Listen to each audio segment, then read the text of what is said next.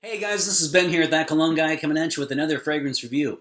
If you follow my channel, you know that my normal format is to review one fragrance in each episode, and I'm going to step away from that for this month, and I'm going to do a few themed episodes, just like I did in my previous episode. And so in this one, I'm going to take a look at, per your ideas, a top 10 winter fragrances. And I've been super excited about this particular one because I don't normally rank my fragrances, but for a top 10, I'm going to do that today just for you. Couple ground rules. I did double check on Fragrantica, and each of these does appear as having the winter as the most dominant season. Some are tied with fall, but what we're saying is these are all clearly cooler weather fragrances.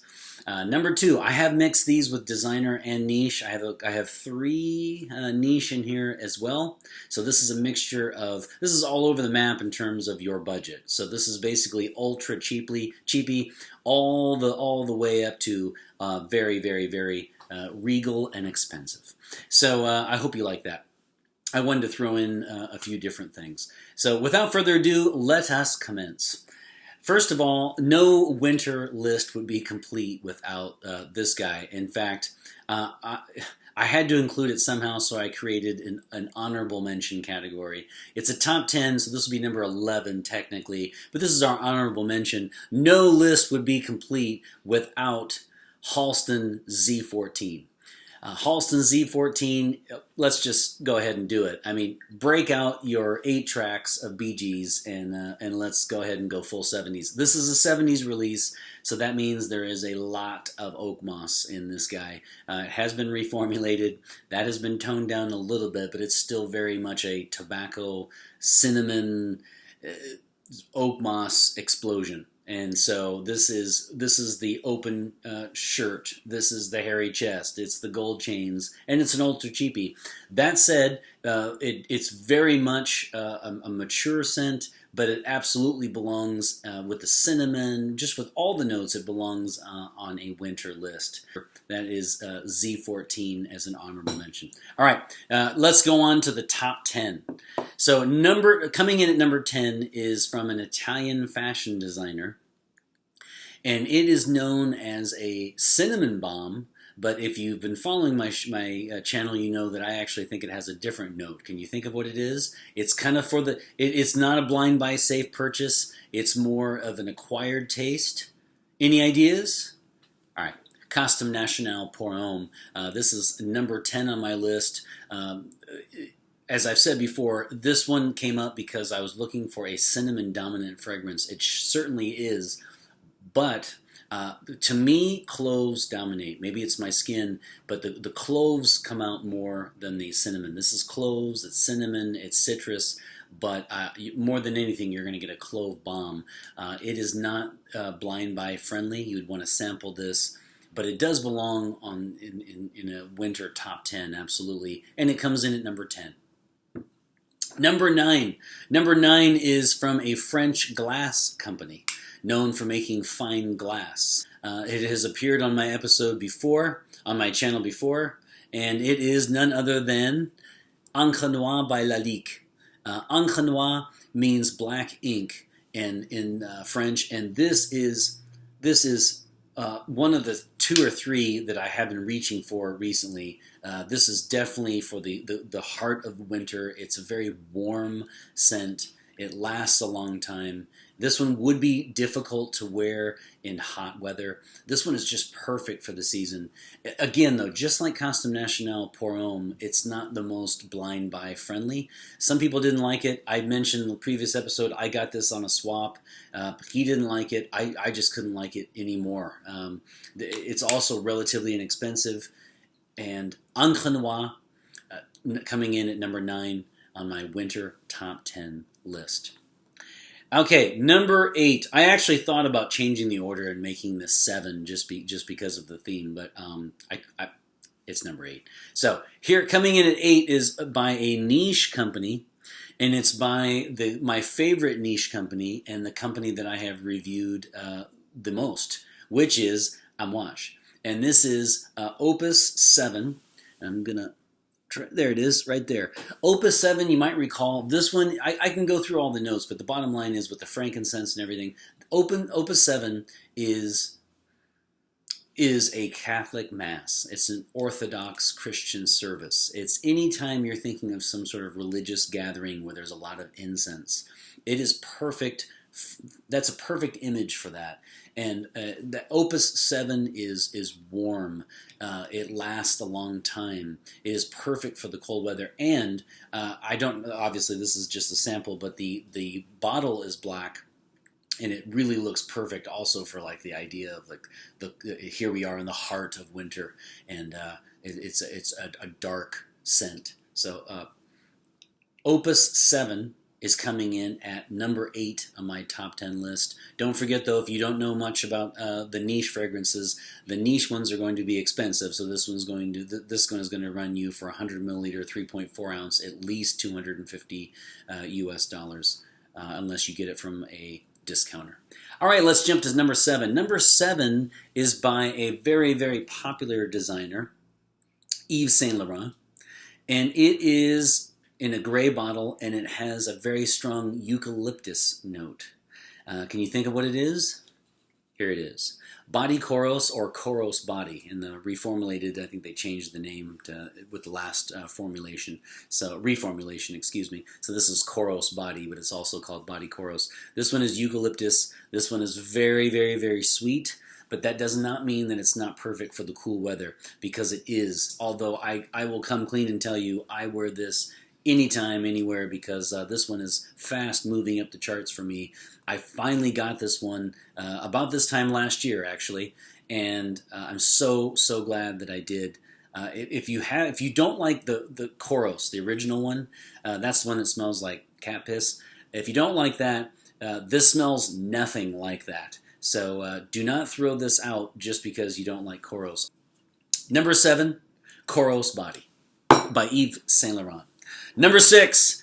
Oh, wow, we are getting some amazing fragrances. It was difficult to rank these. Number 6, it really should be higher, but number 6 is Givenchy Play Intense. Givenchy Play Intense is just outstanding. They discontinued it, so I went ahead and bought a huge bottle. Normally they look like an MP3 player, and it's black. But this bottle is different because it's huge, and I'm going to keep this for a very, very long time. Givenchy Play Intense is, as I've said before, it is cacao. It is so gourmand fragrances. If you don't know, a gourmand means that it's food-like, that it smells like something edible. This is a gourmand fragrance, and it's also a sweet one, just like Kouros Body. That said, this one has the cacao note, the chocolate note, the coffee that just hits it out of the ballpark for me.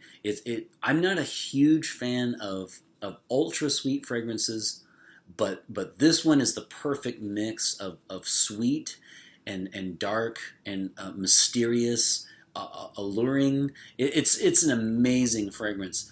This is a designer, but actually this could be a niche release for me. I'm not sure about the quality of the ingredients, but and it's a shame that this got discontinued. But number 6 is Givenchy Play Intense. Go out if you can get a bottle of this at a reasonable price. You should. This is blind buy safe, and this is absolutely fantastic. In fact, if you buy it and you don't like it, send it to me, because I will always have this in my collection. Givenchy Play Intense. Coming at number 6. All right, it just gets tougher. We are hitting our top 5, and again, I thought about putting this 6 just because it is Opus number 6. This is Amouage, Opus number 6, coming in at number 5, and this one is, Opus 7, I said, was like a Catholic Mass, but Opus 6 truly really does transcend all seasons. It is just one of my favorites of all time. I had a sneaky suspicion most people would say this is a winter fragrance. They did. I mean, the frankincense, the Szechuan pepper, the rum, the sandalwood, these 4 notes really do just blend so well for this. And if you have the money, Opus VI absolutely should be in your collection, and it is perfect for the winter. One of my all-time favorites. Very, very sad to see this one go and by the wayside. All right, Amouage Opus VI coming in at number 5. Number 4. Number 4, we have another designer. This was a blind buy for me. This is one that I positively love, even though I just walked into a store. One of the few times I walked into a store, smelled it once, looked at reviews on my phone, bought it. I'm so glad I did, because it is Bvlgari's Man in Black. Bvlgari's Man in Black is an EDP. They have a lot of Man series in Bvlgari, so make sure that you're buying the one that says Man in Black. It is an EDP, which means Eau de Parfum, and that means that it has a higher concentration and it will last longer. So this is the longevity and projection are perfect on this one. This is definitely more of the night out in winter. This is going to be a strong smell of wood and rum. It's very again, it's very well, it made it on in my previous episode. It made it on my the romantic category for suggestions for the holidays, holiday gifts, and that's exactly what this is. This is for those in the mood for love. Bvlgari Man in Black coming in at number 4. Number 3. Number 3 is, man, Thierry Mugler's Pure Malt. This one supposedly has been aged in whiskey barrels, and man, I've had this for years, and look at this. I reserve this for very, very special occasions. Positively love this. And you know, I wanted to say in the previous episode I mentioned this one, but I forgot to mention one of the elements in it. This is technically a gourmand as well, because it does have the ultra masculine, it does have the whiskey, the rum scent, but I neglected to mention that it has a very strong caramel note as well. So if you like a blend of, I mean, this has just got it all. This is just, it's masculine, it's perfect for the winter. It is cloying, so I don't know if it'd be, you know, this wouldn't be appropriate for the hot climates. But it will last a long time in a cold climate, and it projects very, very well, and it's everything. It smells sweet, it smells rugged, it smells masculine, it smells like rum, like tobacco, sexy, romantic. I mean, the list goes on and on. Number 3, Pure Malt for my top 10 winter by Thierry Mugler. Number 2. Number 2 is another niche, same company though, Amouage, and this one is another one that is probably, well, it would make my top 5 just best fragrances ever, but I mean, no winter fragrance would be complete without Jubilation 25 by Amouage. Jubilation 25 is superb in every single way. There is no deficiency in this fragrance, and I'm only saying for winter just because I think it would do even better in the colder climates. This one does differ a little bit than fragrance like Pure Malt here, because it does very well in cold climates, but it also does well in hotter climates as well. So you could wear this anytime, anywhere. I'm going to put this in my top 10 winter, and it is number 2, and it's Amouage Jubilation 25. Can you guess what number 1 is? Come on. Can you guess it? I'll give you a hint. Its nickname is Christmas in a Bottle. It's a designer. Designer starts with a B. Can you get it? Just because I love you guys so much, I actually went out. This is an unboxing. This is a big moment here, right? This is a big moment. My number 1 fragrance, my top 10 winter fragrance, my number 1 goes to Burberry London. Its nickname is Christmas in a Bottle, so how could I not have it as my number 1 on my top 10 winter list? Come on. So let's take a look. This is an unboxing for me because I just got it yesterday. I wanted to have this for my episode, and I'm going to end by spraying some on. Number 1, the champion goes to Burberry London. Let's open it. And I've smelled it before. I've never had a sample though, so I'm particularly excited about this. And as you can see here, There we go.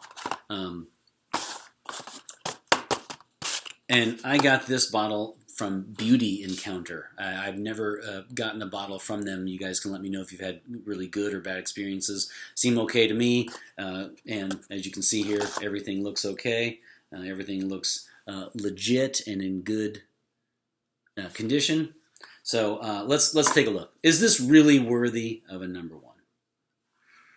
Okay, I'm gonna go ahead and spray it. And should we go? Let me spray it once, and then we'll see first. There we go.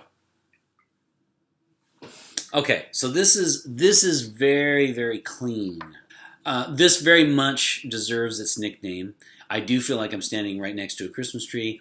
It has a very strong pine, but it also has a very strong kind of after the shower, very clean mix. So I really, really like this because it's not as dark as the other ones.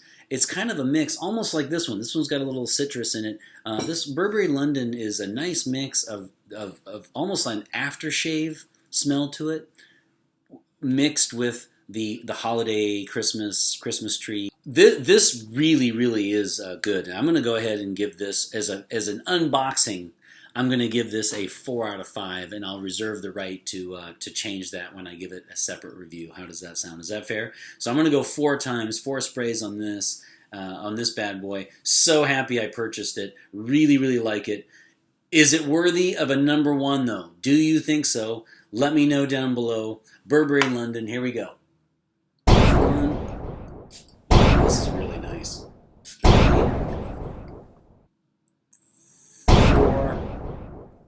And just because I like you guys, I'm going to go ahead and give you 1, 2. There you go. All right. There you have it, guys. Another episode by the boards. Burberry London takes number 1. I really enjoyed doing the top 10. I did struggle with ranking them because once they make it into my my final 5 or 10, I think more of the type of fragrance than I do the actual ranking. But I wanted to do that for you. I really had fun doing it, and I hope you enjoyed it. Okay, so just to update you a little bit on my channel, we are getting very close to 100 subscribers, which means, of course, that I get my own URL. We are inching close. In fact, I might even be able to celebrate next week. So in the next episode, I might have cause for celebration. If you're watching this video and you haven't subscribed, please do. It means so much because as I get closer to 100, then I get closer to my goal of getting my own URL. I really enjoyed this review. I hope you have enjoyed the top 10 list with an honorable mention, of course. Don't forget to comment, like, and subscribe. Always remember to hit the notification bell so as soon as I upload an episode, you are notified. We have many new subscribers since the last episode, so I want to say, of course, welcome to the Cologne crew. Welcome to the Cologne crew. Here we are, a mix of frag heads that enjoy niche, we enjoy designer, we enjoy going over different aspects, different notes. We enjoy so much of this, and I've had so much fun with all the comments going back and forth with the giveaways that I did. Really had a good time. So thanks for everything. And remember, if you're watching this, it is officially today, Friday the 13th. If you're watching this on a Friday, have a great weekend. And if it's not Friday when you're watching it, always remember, it's always Friday here at That Cologne Guy. Thanks once more. Take care. Happy holidays to you and yours. And always remember, fragrance marks the celebration of today. Take care.